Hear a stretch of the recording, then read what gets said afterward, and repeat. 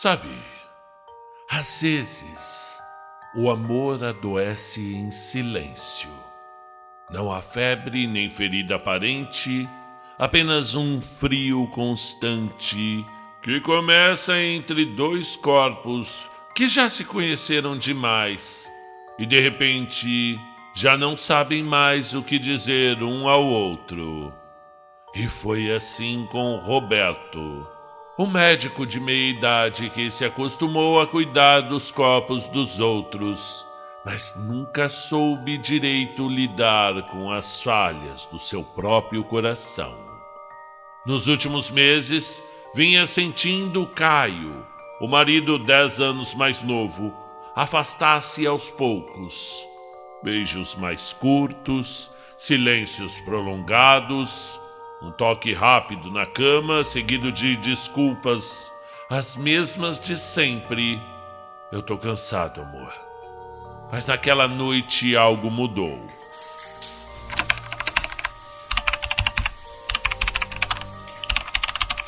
Caio tinha deixado o notebook aberto, algo raro. Enquanto o marido tomava banho, Roberto, movido por um misto de ciúme e autopunição, olhou a tela.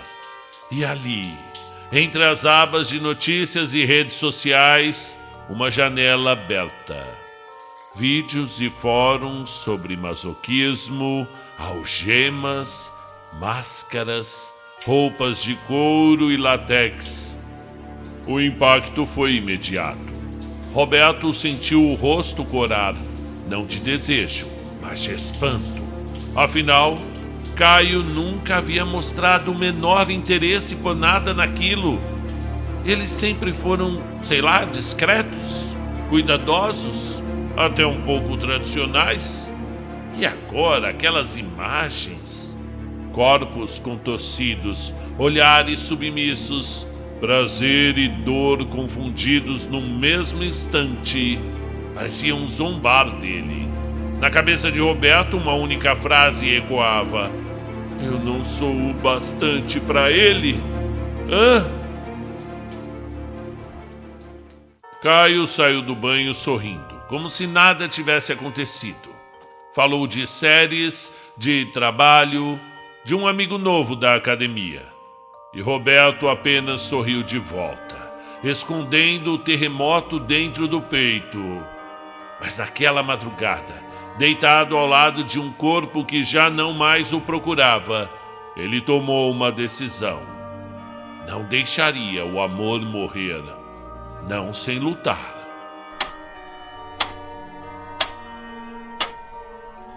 No dia seguinte, entre consultas e diagnósticos, uma ideia absurda começou a amadurecer. Se Caio queria uma fantasia, ele daria uma fantasia, mesmo que precisasse se reinventar para isso, ou até mesmo se humilhar. Ao final do expediente, guardou o jaleco, desceu o elevador do hospital e foi direto para o centro da cidade.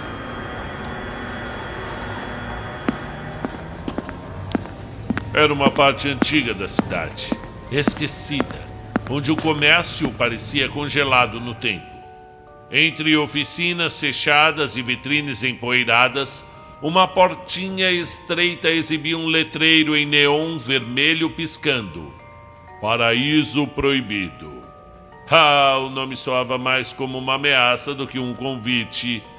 Roberto respirou fundo, quase desistiu, mas pensou em Caio e entrou.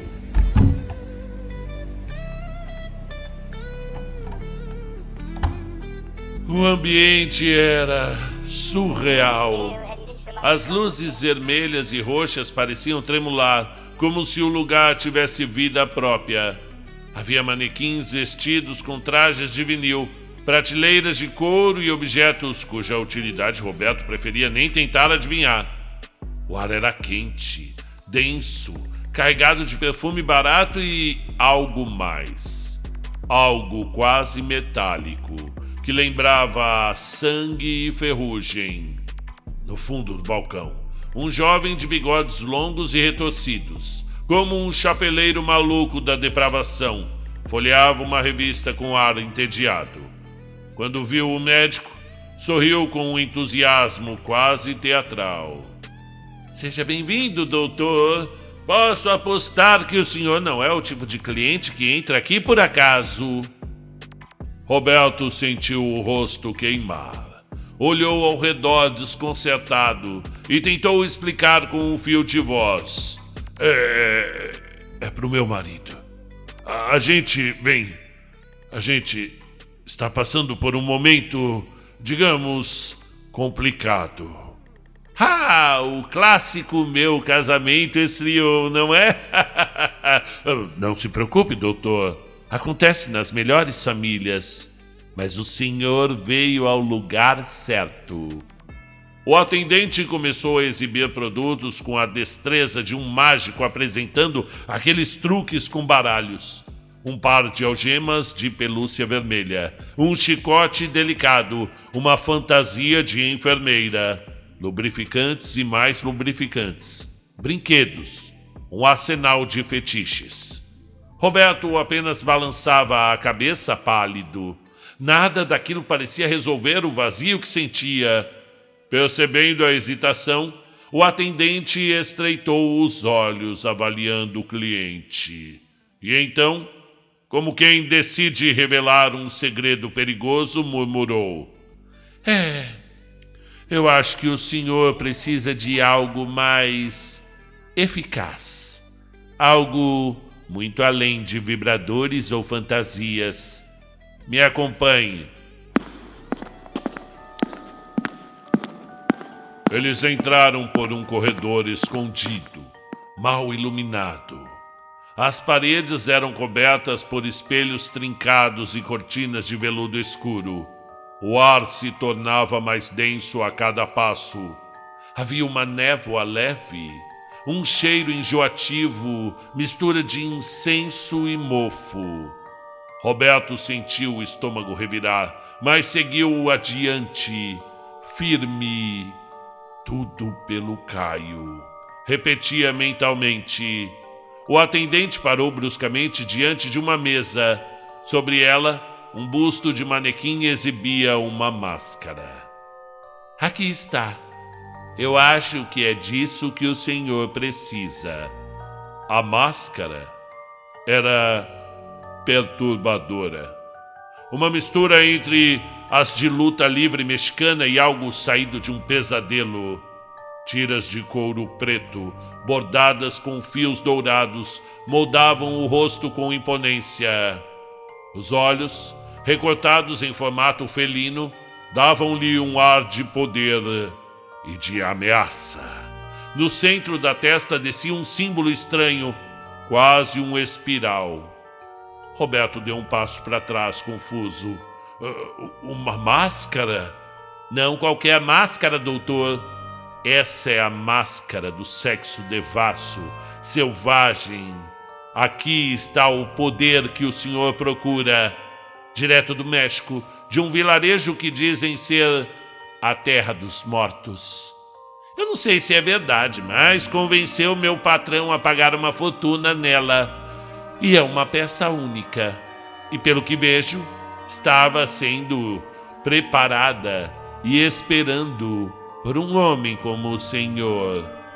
Roberto engoliu em seco. Parte dele achava tudo aquilo ridículo. Mas outra parte, a parte ferida, a parte carente e desesperada, queria acreditar. Roberto precisava acreditar naquilo.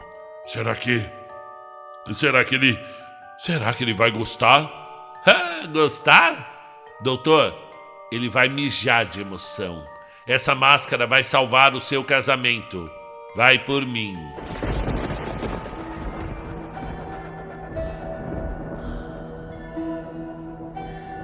Roberto olhou novamente para a máscara. O couro parecia pulsar sob a luz vermelha. Por um instante, teve a estranha sensação de que ela o observava. Mas então lembrou-se de Caio e decidiu que o amor valia a pena qualquer sacrifício. E naquela noite, Um médico solitário saiu da loja levando uma caixa envolta em um papel preto e junto dela algo que ele jamais entenderia completamente. E a partir dali, o verdadeiro tratamento do amor estava apenas começando.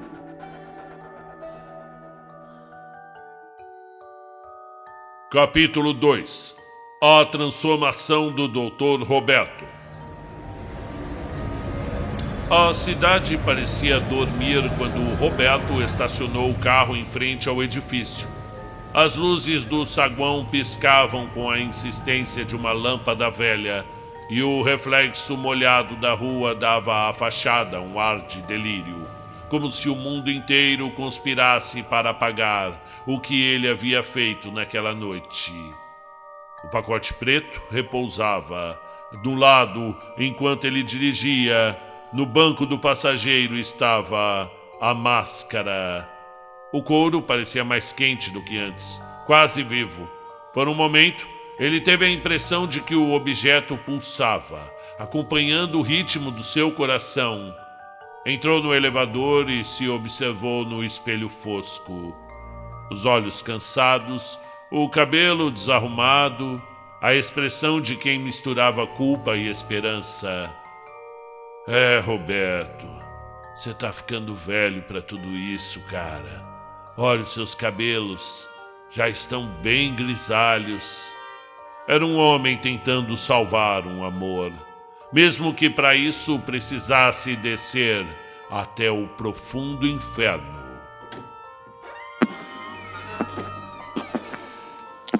Caio estava no sofá, olhando o celular de roupão, desinteressado. Nem sequer levantou os olhos quando Roberto entrou. Chegou tarde, murmurou frio. Trabalho, como sempre, respondeu o médico tentando sorrir. O silêncio entre os dois era um abismo. A conversa morreu antes de nascer. Roberto foi direto para o banho, sem coragem de enfrentar a indiferença do marido. Sob a água quente, ele abriu a caixa e tirou a máscara.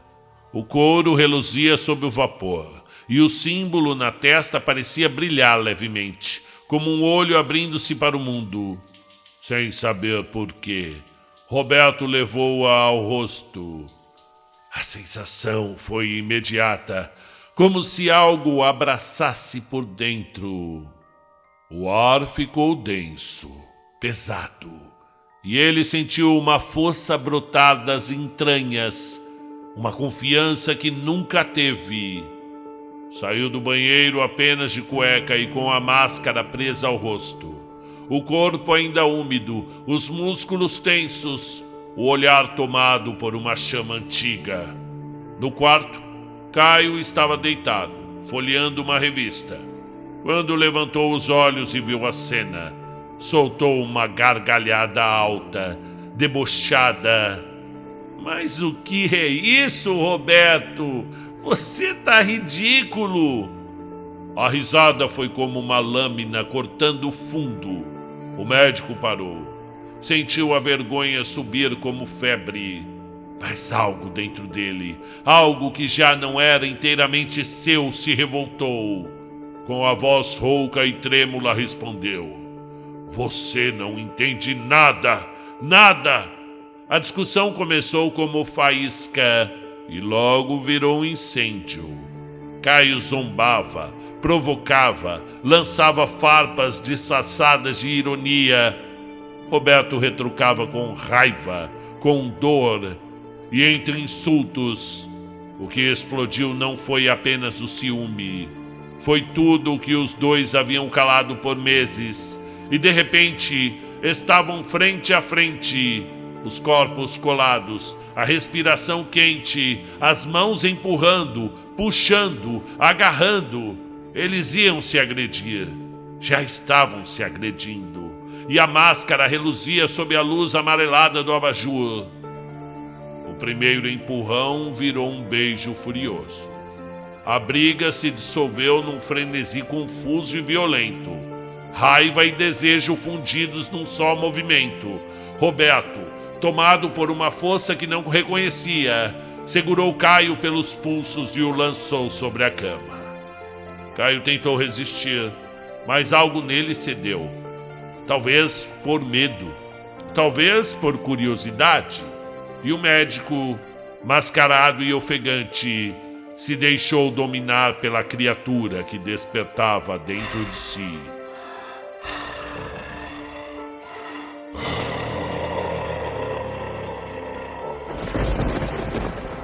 E naquela noite algo mudou. Não era mais o amor calmo de antes. Era uma fúria antiga, uma entrega quase animalesca. Horas depois, Caio estava exausto, com o corpo trêmulo, o peito arfando. No olhar dele havia espanto e prazer. Um prazer que beirava o pavor. Enquanto o marido dormia, Roberto foi ao banheiro. A água escorria pelo corpo como absolvição, e no reflexo, o reflexo embaçado do espelho, ele sorriu. Pela primeira vez em meses, sentia-se vivo, sentia-se desejado. Era agora um outro Roberto. Nos dias seguintes, o apartamento do casal se transformou.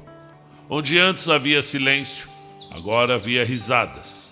O tédio deu lugar à provocação, ao toque, à chama.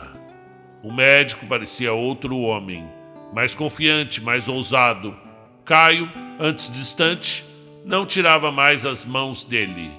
O desejo voltara com força. Mas havia algo estranho. Cada noite em que a máscara era usada, Roberto sentia uma energia nova percorrendo o corpo, um vigor que não parecia humano, e cada vez Caio acordava com pequenas marcas, arranhões, hematomas discretos, como lembranças do prazer. Pareciam até troféus de uma noite insana, que ele olhava no espelho e sorria. No início, eram apenas sinais leves, mas com o passar das semanas, os machucados começaram a crescer. Roxos mais profundos, mais escuros, cortes finos, dores nos ombros. Caio disfarçava com camisas compridas, mas no trabalho os colegas notavam o humor diferente dele. Comentavam nos corredores. O Caio anda radiante. Parece outro homem. E era verdade. Apesar dos ferimentos, ele estava feliz. Como se a dor fizesse parte do encanto. Como se aquela máscara e o poder que ela despertava tivesse reescrito as regras da paixão.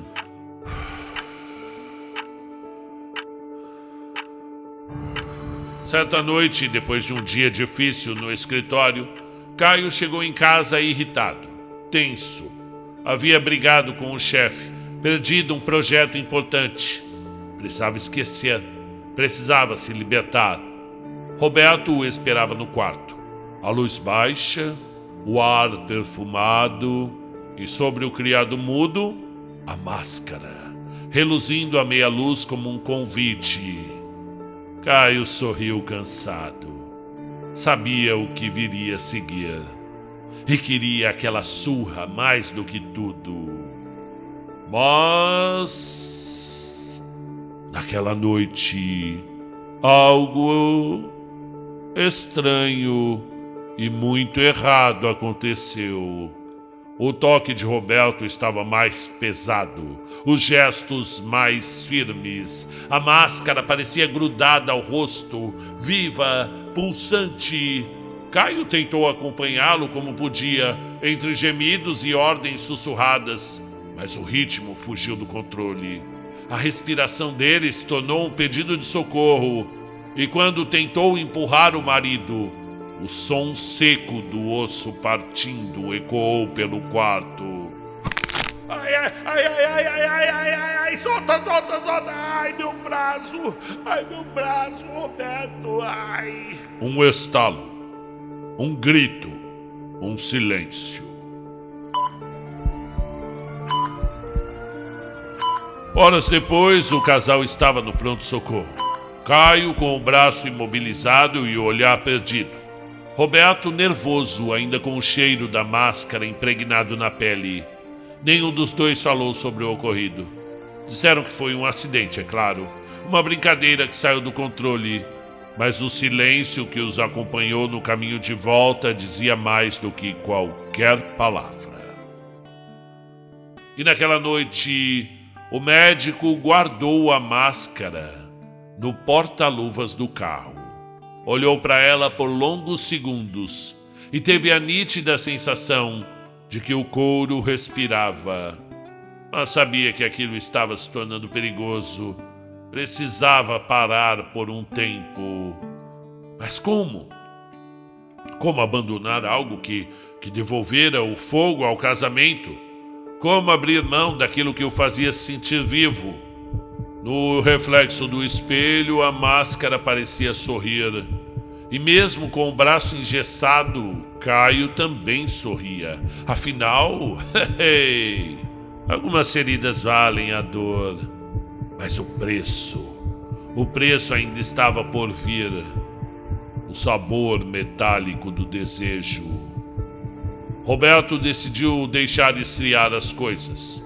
Guardou a máscara no porta-luvas do carro, como quem sela um pacto com o esquecimento. Aquele objeto o inquietava, o perturbava de um modo que ele não sabia explicar. Toda vez que seus olhos recaíam sobre o couro avermelhado e os desenhos dourados da superfície, algo dentro dele se agitava. Uma mistura de excitação, repulsa e medo. Nos dias seguintes, concentrou-se no trabalho. As horas no hospital se tornaram um refúgio. Cirurgias, relatórios, consultas, qualquer coisa servia para preencher o vazio que Caio deixava em casa. O marido, ainda com o braço imobilizado, exigia cuidados simples. E Roberto se dedicava a eles com devoção e culpa. Segurava-lhe o copo, abotoava-lhe a camisa, preparava-lhe o jantar. Mas Caio detestava cada gesto daquele. Não suportava ser tratado como inválido. Aquele excesso de zelo que para Roberto era penitência, para Caio era piedade. E piedade era algo que ele nunca quis do marido. A casa, antes tomada por gemidos e risos abafados, voltou a ser silenciosa. Apenas o som distante da televisão preenchia o vazio entre as paredes. Roberto sentia novamente o abismo se abrir entre eles. E junto com ele, a melancolia o acompanhava desde antes da máscara. Nas quartas-feiras, Roberto tinha um escritório particular, onde atendia os seus pacientes mais importantes. Depois do último, que era um senhor que insistia em discutir colesterol às 9 da noite, Roberto trancou o consultório e caminhou até o seu Mercedes. A cidade pulsava lá fora, indiferente à solidão dos homens. O semáforo refletia o seu rosto nos vidros do carro. Grisalho, cansado, mas ainda bonito. Um homem sedutor. Um homem que parecia ter o mundo sob controle, embora o mundo por dentro estivesse ruindo. Dirigiu sem destino até parar diante de um bar elegante na região central. O tipo de lugar onde os garçons usam colete e os clientes fingem felicidade. O manobrista abriu a porta e todos os olhares se voltaram para o médico de terno bem cortado e relógio de ouro. No balcão, pediu um Boulevardier, Bourbon, Vermute e Campari. O gosto amargo e quente lhe desceu pela garganta como lembrança e castigo. 2 bancos à direita, um rapaz o observava pelo espelho. Moreno, cerca de 30 anos, olhar insolente. O tipo que sabia do próprio charme. E sorriu. Roberto percebeu o reflexo e devolveu o gesto discreto. Você sabe que eu consigo dizer muito sobre as pessoas apenas pelo drink que elas tomam? Disse o desconhecido, rompendo o silêncio entre eles. Roberto arqueou uma sobrancelha intrigado. É mesmo? E o que você pode dizer de mim, então? O rapaz se virou completamente, o sorriso agora mais confiante. Boulevardier, repetiu saboreando o nome. É o drink do homem que já foi gentil, mas aprendeu a gostar da dor. Elegante, mas perigoso. Roberto riu, um riso baixo, cansado e sincero. Eu acho que você acabou de me descrever. O jovem estendeu a mão. Renato. Roberto. A conversa seguiu fluindo. Entre goles e provocações, as horas passaram sem que percebessem. Renato falava com aquele brilho típico de quem vive intensamente. E Roberto, depois de tanto tempo apagado, voltou a se sentir vivo, desejado, observado, visto. Quando se deu conta, o copo já estava vazio, a mente turva, o riso fácil. E foi a última lembrança nítida daquela noite.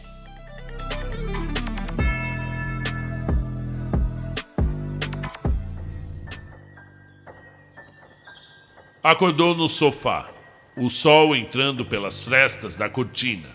A cabeça latejava, o paletó estava amarrotado e o cheiro de álcool impregnava o ar. Tentou se levantar, cambaleando, e foi então que notou o que ele segurava na mão. A máscara mexicana, manchada de sangue. As mãos também.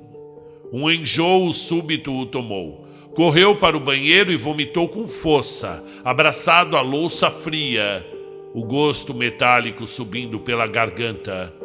O barulho do chuveiro no quarto ao lado o fez gelar.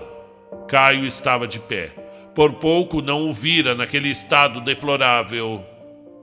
Amor, você chegou tarde ontem, hein? Gritou o marido do quarto, casual, ainda sonolento. Foi uma noite no hospital longa. Me ligaram 9 da noite, respondeu tentando disfarçar o pavor. Tomou um banho demorado, esfregando a pele como se quisesse arrancar dela algo impuro.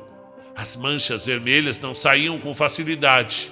Quando se olhou no espelho, viu um estranho. O noticiário da manhã o encontrou na cozinha tentando engolir o café. A voz da repórter parecia distante, até que certas palavras o atingiram em cheio. Um jovem ator foi encontrado morto próximo ao Parque Ibirapuera, com sinais de violência sexual. A polícia ainda não tem pistas e blá, blá, blá. O sangue gelou. As imagens mostravam o rosto do rapaz. Renato. Roberto deixou a caneca cair. O café se espalhou pelo chão. Correu para o banheiro e vomitou de novo, até o corpo não ter mais nada a oferecer. E quando levantou o rosto, os olhos marejados o encararam no espelho, cheios de medo e culpa. O que foi que eu fiz? O que eu fiz? Sussurrou tremendo. Durante dias viveu um pesadelo silencioso. O corpo no parque, a máscara no carro, o sangue nas mãos. Tudo se misturava num turbilhão de lembranças desconexas. Caio notou a mudança no marido. Achou que fosse o estresse do trabalho. E como já se sentia melhor do braço, resolveu perdoá-lo por ter chegado tão tarde aquela noite. A verdade é que sentia falta do Roberto. Do outro Roberto. O Roberto selvagem, o Roberto dominador, o mascarado. No fundo, Caio desejava o perigo que a máscara trazia e, de alguma forma, ela também o chamava. Nas semanas seguintes, insistiu para que o marido voltasse a usá-la. Roberto recusava, aterrorizado pelas lembranças, mas a insistência do Caio, um misto de desejo e provocação, acabou vencendo. E naquela noite, o médico tirou o adereço do porta-luvas. Olhou-o longamente. Podia jurar que o couro pulsava sob seus dedos. colocou-a no rosto e o mundo mudou de cor.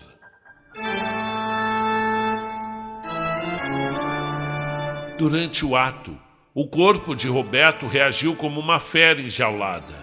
Precisou de toda a sua força para conter os impulsos, para não ferir novamente o parceiro. A cada movimento, sentia a máscara vibrar, quase respirar com ele.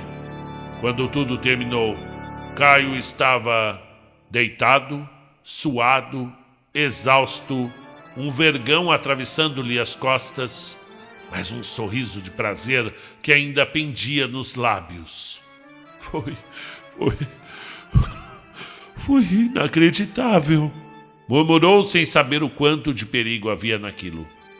Roberto se afastou, o peito arfando, a respiração pesada. Sabia que algo dentro dele havia mudado. Na manhã seguinte, enquanto se barbeava, percebeu que o reflexo o observava antes que ele se movesse.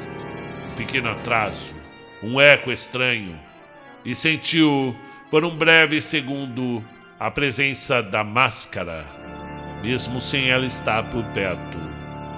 O adereço o chamava, sussurrava-lhe desejos que não eram seus, e no fundo ele temia que a máscara não estivesse apenas influenciando-o, mas o transformando. O rosto do mal. Os dias seguintes mergulharam São Paulo em uma névoa de pânico. Nas capas dos jornais e nas manchetes dos telejornais, a notícia se repetia como um eco do inferno. Mais 2 jovens haviam sido encontrados mortos nos entornos de parques públicos da cidade, ambos com marcas de extrema violência e sinais de abuso. No IML, os legistas, acostumados a lidar com o grotesco, mal conseguiam esconder o espanto. Um deles, pálido e suado, observava as marcas profundas nos corpos, como se algo houvesse penetrado não apenas a carne, mas o próprio espírito das vítimas. Não pode ter sido um ser humano a fazer isso, pelo amor de Deus! Murmurou o investigador de Almeida, do DHPP, ajeitando os óculos enquanto observava a sala fria do necrotério. Seja lá quem fez isso, chefe, estava com muita raiva, respondeu sua assistente Fernanda, tentando conter o enjoo e levando um lenço à boca. As paredes do necrotério refletiam o som do ar-condicionado e o leve estalo metálico dos instrumentos. Do lado de fora, a imprensa já chamava o caso de O Maníaco Monstruoso. Enquanto isso, Roberto seguia sua rotina como se nada tivesse acontecendo. Caminhava pela academia nas primeiras horas da manhã, o corpo impecável de quem luta contra o tempo e o peso da culpa. Depois corria pelo parque, sentindo o vento frio bater no rosto, o mesmo parque que agora estampava os noticiários como um palco de um assassínio. À tarde voltava ao consultório, recebia pacientes com seu sorriso ensaiado, falava sobre dietas, ansiedades, insônias, mas por dentro algo fervia. Ele havia decidido que a máscara não era um problema, era um instrumento de escape.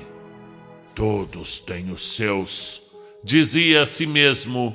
Uns fumam, outros bebem, e ele usava a máscara.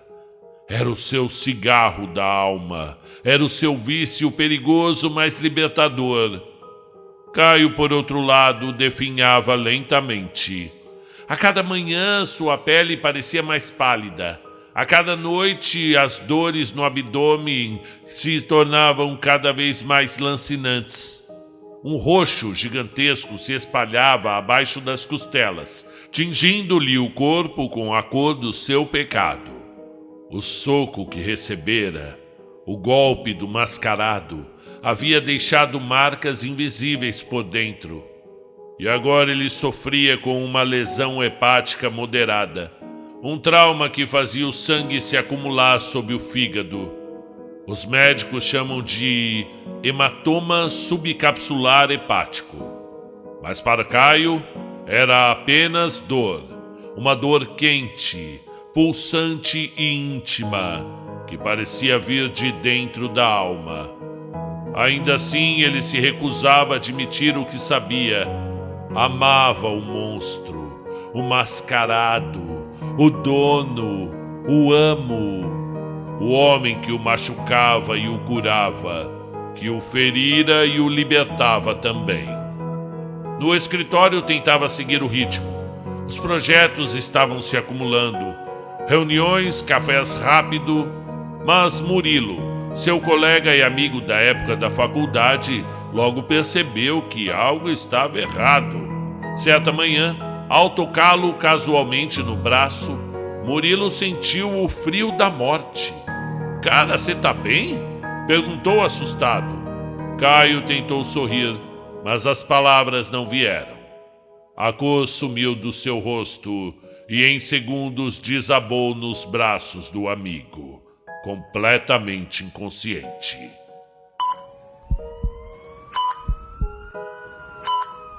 O hospital foi um alvoroço. Murilo e Carla, outra colega, permaneceram o tempo todo ao lado dele, enquanto os médicos faziam exames e ligavam sem sucesso para o marido ausente. Roberto não atendia. Estava em outra consulta, ou talvez em outro lugar dentro de si mesmo. No fim da tarde, o médico de plantão apareceu com o laudo nas mãos e um olhar grave. "O rapaz vem sofrendo muitas lesões internas nos últimos tempos", disse sem rodeios. "Ele trabalha com algum tipo de impacto físico? Será que é algum esporte que ele pratica?" "De forma alguma", respondeu Murilo confuso. "Ele fica sentado o dia inteiro? É engenheiro, trabalha com projetos. Nada de esforço físico." O médico coçou o queixo intrigado. Então algo está errado. O fígado dele... Veja, olha aqui. Tem sinais de pancadas repetidas, como se alguém o tivesse atingido diversas vezes e com muita força. E há pequenos coágulos espalhados no abdômen. Aqui, aqui e aqui. Se ele não tivesse vindo hoje... poderia ter sido uma hemorragia fatal. Murilo e Carla se entreolharam atônitos. Naquele instante, ambos tiveram o mesmo pensamento. E o nome de Roberto atravessou o silêncio da sala, como um sussurro proibido. Na mesma noite, a polícia foi chamada a outro cenário de horror. Nas margens escuras do Parque do Jaraguá, um corpo jovem fora encontrado dentro de uma vala. Tinha cerca de 20 anos, parcialmente despido, o rosto deformado, marcas profundas de violência e de prazer misturados. O investigador de Almeida chegou ao local com a expressão de quem já não acreditava no bem. As lanternas recortavam o breu enquanto os peritos fotografavam o corpo. Ele se abaixou, observando de perto as marcas, circulares, quase como se dedos tivessem se cravado na carne. "É o mesmo padrão", disse em voz baixa. "Mas agora temos uma coisa nova", respondeu Fernanda, mostrando o tablet da perícia. As câmeras de segurança pegaram o suspeito saindo do parque. De Almeida endireitou-se, arregalando os olhos diante da imagem. Ali, borrada pela distância, estava a silhueta de um homem mascarado. A máscara tinha traços mexicanos, mas distorcidos.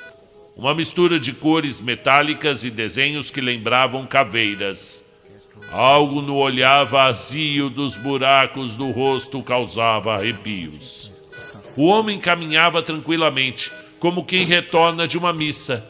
Subiu num carro popular com a placa encoberta e desapareceu. Mas os investigadores conseguiram rastrear o veículo, um modelo alugado em uma locadora da Zona Sul. De Almeida respirou fundo. Pelo menos agora temos uma pista. Mas é pouca coisa, comentou Fernanda. Embora a gente saiba que é um carro de locadora, ainda não sabe nem de qual locadora é e nem quem é o cliente. Mas às vezes esse pouco é o bastante, comentou de Almeida. Ele ampliou a imagem no tablet e ficou olhando fixamente para a máscara. Aquilo não era apenas um disfarce. Devia ter algo ritualístico naquele objeto. Algo que, mesmo através de uma tela, parecia observá-lo de volta. Essa máscara, murmurou. Parece viva. Enquanto isso, Roberto dirigia por uma avenida quase deserta. O rádio ligado em volume baixo. As notícias falavam sobre os assassinatos, sobre o pânico nas redes sociais, sobre o tal mascarado do parque. Ele ouviu o imóvel, as mãos firmes no volante. O repórter descrevia as vítimas, as idades, os locais, tudo tão familiar. O suor frio escorreu-lhe pela nuca. No banco do passageiro, a máscara repousava, inerte, mas de alguma forma presente. Um leve brilho metálico parecia pulsar sob a luz dos postes, como se respirasse. Roberto desviou o olhar tentando ignorar, mas no fundo sabia. Aquela máscara não era só couro e costura, era algo mais antigo, algo que o havia escolhido.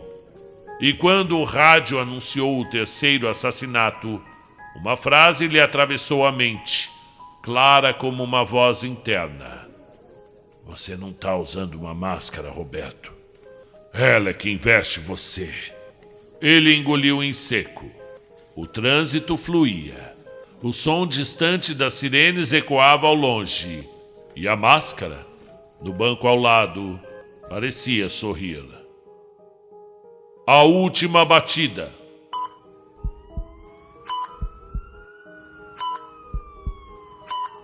O bip do monitor cardíaco soava como goteira de agonia.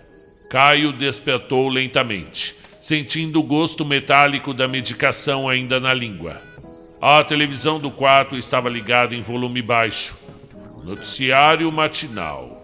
No canto da tela, o rosto de um jovem sorridente. A legenda em letras frias cortou-lhe o ar. Corpo de ator é encontrado com sinais de violência. Polícia divulga imagens do suspeito mascarado. Ele freneticamente aumentou o volume. O vídeo granulado mostrava um homem robusto, trajando terno escuro, andando com uma máscara colorida sobre o rosto antes de entrar num beco escuro. Caio sentiu o corpo gelar. Não havia dúvida. O porte, o jeito de andar, o relógio no pulso. Era Roberto. Era o meu Roberto. O sangue subiu-lhe à cabeça. Quis gritar, mas a voz morreu na garganta. Decidiu ali, entre soluços contidos, que assim que tivesse alta, iria direto à delegacia. Contaria tudo, cada marca, cada noite de horror, cada golpe disfarçado de amor. Mas o som de passos no corredor o fez se calar. Rapidamente desligou a televisão. A maçaneta girou. Roberto entrou com um buquê de flores brancas e um sorriso cansado no rosto. Está melhor, meu amor? Perguntou, aproximando-se devagar. O tom era doce demais. Caio tentou sorrir, mas o suor frio denunciava o pânico. Roberto percebeu. Seus olhos se estreitaram. Por que está nervoso assim? A voz perdeu o mel. Aconteceu alguma coisa? Caio negou com a cabeça. Não, amor, eu só tô tonto. O médico sentou-se à beira da cama. As flores tremiam em suas mãos. No bolso interno do casaco, algo pulsava. Uma vibração, quase viva. A máscara. Roberto sentiu o coração disparar. Aquela presença dentro do tecido o chamava. Sussurrava-lhe como uma serpente, enfeitiçando o ouvido do desavisado. Eles vão te levar. Eles sabem o que você fez. Ele levou a mão ao peito trêmulo. Eles estão vindo, Caio. Eles estão vindo. Eu posso sentir. Não, Roberto, por favor, murmurou o engenheiro tentando se erguer. Larga isso, Roberto. Não põe essa coisa. Mas era tarde demais. Roberto enfiou a mão no bolso e, num movimento brusco, colocou a máscara. O silêncio que se seguiu foi denso como um vidro grosso. Quando levantou o rosto, seus olhos já não eram mais os mesmos. A respiração mudou, a postura mudou. Um novo ser tomara o corpo do médico. Eles estão vindo! Repetiu com a voz distorcida atrás do couro colorido. Eu preciso me defender! Foi nesse instante que de Almeida e Fernanda chegaram ao corredor. Do lado de dentro, um som abafado de luta. A porta se abriu de repente. O investigador congelou. O mascarado estava sobre a cama, pressionando um travesseiro contra o rosto de Caio, que se debatia, arranhando os lençóis, chutando o ar em desespero. Polícia! Gritou de Almeida, sacando a arma. Larga ele! Larga ele! Roberto virou o rosto lentamente. E por um breve segundo o policial sentiu algo que nunca havia sentido em mais de 20 anos de profissão. Um pavor genuíno. Aqueles olhos por trás da máscara não eram olhos de um homem. E tudo aconteceu em segundos. O mascarado avançou. O estampido ecoou pelo corredor. Caio se debateu uma última vez. E o monitor cardíaco deu o toque final.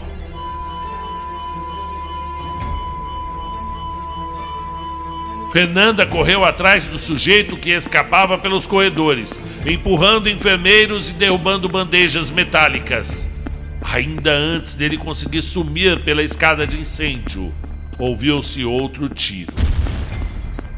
E Fernanda teve a certeza de que acertou o mascarado nas costas, mas ele continuou. De Almeida, ferido no ombro, caiu ao lado da cama. O lençol branco agora era um altar de sangue. Murilo, que chegava ao hospital para visitar o amigo, entrou a tempo de ver o horror. O corpo de Caio inerte, o travesseiro no chão, o investigador pedindo reforços com a voz embargada. Fora o próprio Murilo, o colega, o amigo de trabalho de Caio, que ligou para a polícia, indicando a sua suspeita sobre o médico. Após ver o colega de trabalho ali, vítima de espancamentos seguidos. No térreo, Fernanda viu o mascarado empurrar as portas de vidro e desaparecer na chuva fina. Só ficou as marcas de sangue na porta de vidro. Para! Gritou, mas o Mercedes prateado já arrancava pela Avenida Ibirapuera, derrapando entre os carros. As horas seguintes foram um desfile de sirenes e manchetes. O país inteiro sabia agora o nome do monstro. Dr. Roberto Martins do Vale, cardiologista renomado, sumido desde a noite anterior, acusado de múltiplos homicídios, violência sexual e assassinato do próprio marido. O Mercedes foi encontrado no final da madrugada, completamente banhado em sangue. Com certeza o suspeito perdeu muito sangue. Abandonado estava o automóvel em uma estrada estreita da Serra da Cantareira. O motor ainda quente. No banco do passageiro, uma flor branca, uma das mesmas que ele levara ao hospital. E sobre ela, gotas de sangue. Nenhum vestígio de Roberto. Fora do carro, nenhum rastro. Nada. 3 dias depois, de Almeida recebeu uma ligação anônima. A voz era rouca, abafada por um ruído estático. Vocês nunca vão encontrá-lo, disse o interlocutor, porque ele não existe mais. O investigador tentou rastrear a origem da chamada, mas o sinal vinha de uma cabine pública no centro, desativada há mais de 10 anos. 2 meses se passaram. A cidade voltou lentamente ao seu ritmo. O caso, apesar de manchetes por semanas, foi engolido pela rotina de novos escândalos. Mas, numa tarde de outono, em uma feira de antiguidades na Vila Madalena, um colecionador abriu uma caixa de objetos trazidos de um antigo casarão. Entre cinzeiros, relógios e medalhas, havia uma máscara de couro colorido, com manchas escurecidas nas bordas. O vendedor sorridente comentou: dizem que ela tem poderes. A colecionadora riu, colocou a máscara sobre o rosto para tirar uma foto e ficou parada por alguns segundos. Estranho, murmurou. Parece que ela se encaixa perfeitamente. O vendedor, distraído, já atendia outro cliente. Quando voltou os olhos, a mulher havia desaparecido pelo beco do Batman, deixando apenas o eco distante de uma gargalhada abafada no ar. Na noite seguinte, a polícia recebeu um novo chamado. Corpo encontrado em parque público na Zona Sul. Marcas idênticas às dos crimes anteriores. E nas câmeras de segurança, a imagem de uma mulher atlética, roupas de academia, usando uma máscara mexicana. De Almeida olhou a gravação e murmurou para si mesmo: a maldita máscara encontrou outro coração para bater. Fim da história. Este é um daqueles contos em que a gente cria a ideia e espera que ele vai durar apenas um capítulo, que vai ser resolvido rapidamente. Mas ele mesmo se impõe, ele mesmo se projeta. A sombra dele vai longe. Inclusive, não é de se descartar que esse conto tenha uma parte 2. Comente, diga o que você achou. Será que um objeto pode ser amaldiçoado ao ponto de interferir nas ações de uma pessoa? Ou o mal está dentro dela? Eu vou adorar saber a sua opinião e respondê-la. Até a próxima.